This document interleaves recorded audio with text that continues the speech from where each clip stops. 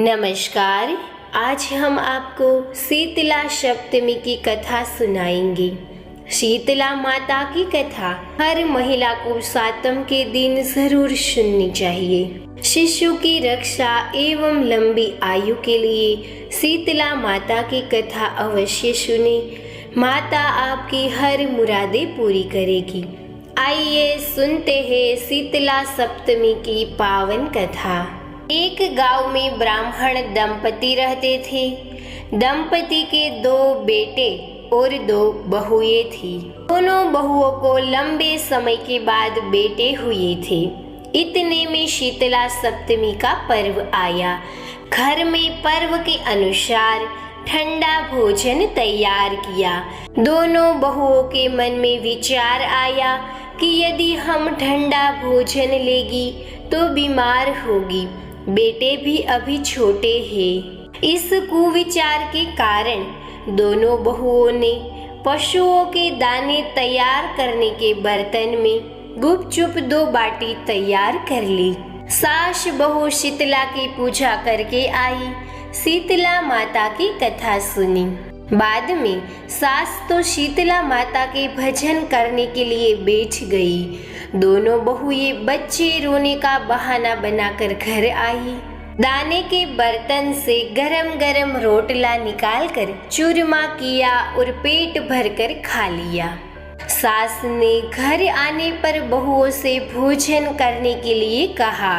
बहुएं ठंडा भोजन करने का दिखावा करके घर में काम करने लग गई। सास ने बहुओं को कहा, बच्चे कब के सोए हुए हैं, उन्हें जगाकर भोजन करा लो।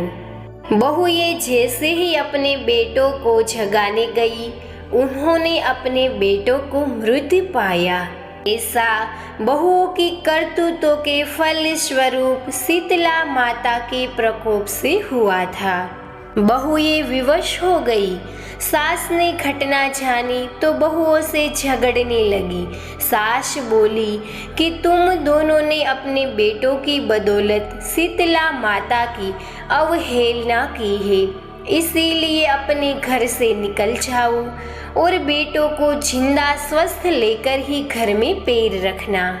अपने मृत बेटों को टोकरी में सुलाकर दोनों बहुएं घर से निकल पड़ी। जाते जाते रास्ते में एक जीर्ण वृक्ष आया। यह खेजड़ी का वृक्ष था। इसके नीचे औरी शीतला दोनों बहनें बैठी हुई थी। दोनों के बालों में विपुल प्रमाण में जू थी। बहुओं ने थकान का अनुभव भी किया था। दोनों बहुएं औरी और शीतला के पास आकर बैठ गई। उन दोनों ने शीतला औरी के बालों से खूब सारी जू निकाली। जूओं का नाश होने के कारण औरी और शीतला ने अपने मस्तक में शीतलता का अनुभव किया। कहा, तुम दोनों ने हमारे मस्तक को शीतल ठंडा किया है, वैसे ही तुम्हें पेट की शांति मिले।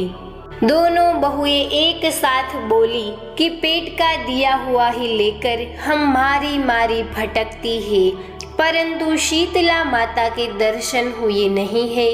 शीतला माता ने कहा कि तुम दोनों पापिनी हो, दुष्ट हो, दुराचारिणी हो।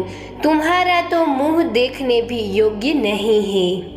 शीतला सप्तमी के दिन ठंडा भोजन करने के बदले तुम दोनों ने गरम भोजन कर लिया था।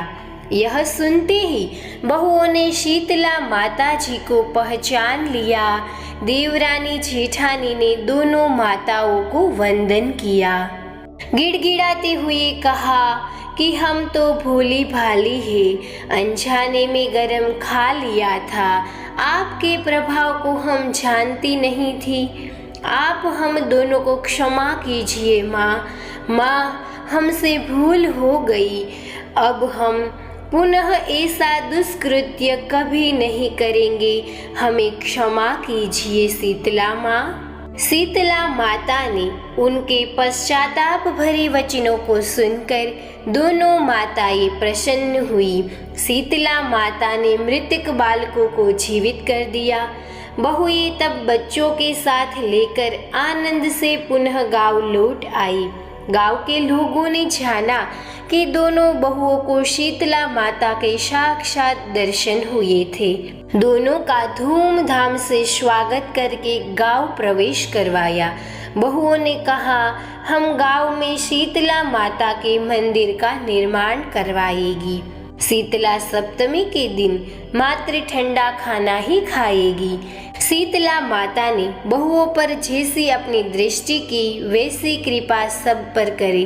श्री शीतला माँ सदा हमें शांति, शीतलता तथा आरोग्य दे। हे शीतला माता, मैं आपसे यह प्रार्थना कर रही हूँ कि मेरी संतान की लंबी आयु प्रदान करना, मेरे शिशु की सदैव के लिए रक्षा करना। आपके चरणों में नतमस्तक होकर मैं आपसे यह प्रार्थना कर रही हूँ, जिसे स्वीकारना माँ, स्वीकारना। शीतले त्वं जगन्माता, शीतले त्वं जगत पिता, शीतले त्वं जगद्धात्री, शीतलाये नमो नमः, शीतलाये नमो नमः। बोलो श्री शीतला माता की जय।